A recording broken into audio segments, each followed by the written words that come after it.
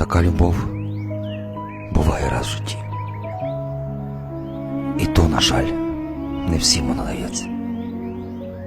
Зустріти важко, важко зберегти і пронести через роки у серці. Така любов, неначе в сонце грів, з'являється ні звідки і невчасно. І той, хто вчора зовсім був чужим,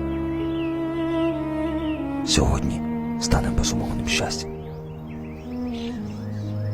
Таку любов не втримує кордон. Вона ламає пута і шаблони. Вона узимку принесе тепло, а влітку благодатну прохолоду. Вона підніме з попелу мости і захистить від холоду і болю.